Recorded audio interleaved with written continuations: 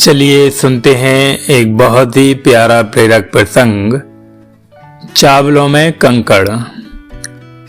संत पुरंदर ग्रस्त थे तो भी लोभ काम क्रोध उन्हें छू भी नहीं सका था।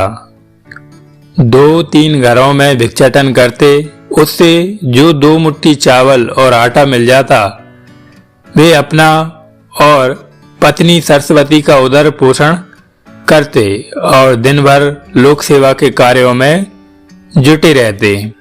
एक दिन विजयनगर के राजपुरोहित व्यास राय ने महाराज कृष्णदेव राय से कहा, राजन, संत पुरंदर ग्रस्त होकर भी राजा जनक की तरह विकार मुक्त हैं। दिन भर लोगों को ज्ञान देने, पीड़ितों की सेवा करने में लगे रहते हैं। स्वार्थ की बात तो उनके मन में आती तक नहीं। महाराज हंसे और बोले, ग्रस्त रहकर कौन निर्लोभ रहा, कौन काम वासना से बचा। यदि यह संभव होता तो संसार के सभी मनुष्य शरीर सार्थक न कर लेते। कर सकते हैं, व्यास राय बोले। यदि लोग संत पुरंदर और देवी सरस्वती की भांति निर्लोभ सेवा परायण सरल जीवन जीना सीख लें। महाराज कुछ खिन्न हो गए, बोले, ऐसा ही है तो आप उनसे कुछ दिन हमारे महल में भिक्षाटन के लिए कह दें। व्यास राय ने संत पुरंदर से आग्रह किया कि राजभवन से भिक्षा ले आया करें। उन्होंने कहा, मैं जिन लोगों के बीच रहता हूँ, जिनकी सेवा करता हूँ, उन अपने कुटुंबी जनों से मिल गई भिक्षा ही पर्याप्त है। 2 ही पेट तो हैं, उसके लिए राजभवन जाकर क्या करूं।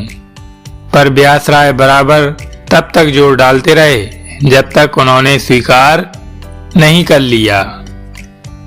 संत पुरंदर राजभवन जाने लगे। वहां से मिले चावल ही उनके उदर पोषण के लिए पर्याप्त होते। संत अपनी सहज प्रसन्नता लिए हुए जाते, इसका अर्थ महाराज कुछ और ही लगाते।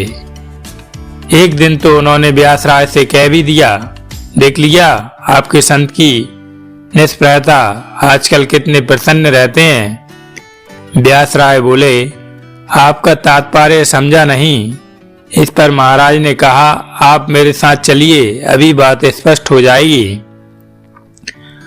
महाराज पुरोहित के साथ संत पुरंदर के घर पहुंचे। देखा उनकी धर्म पत्नी चावल साफ कर रही है। महाराज ने पूछा, बहन, ये क्या कर रही हो।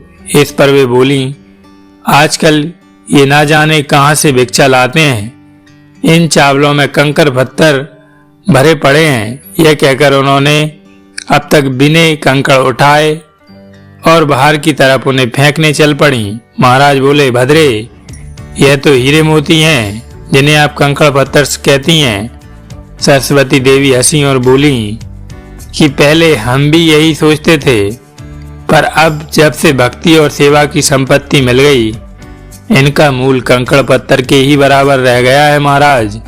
यह उत्तर सुनकर महाराज अबाक रह गए। वे आगे कुछ न बोल सके। जय श्री कृष्ण, जय श्री राधे।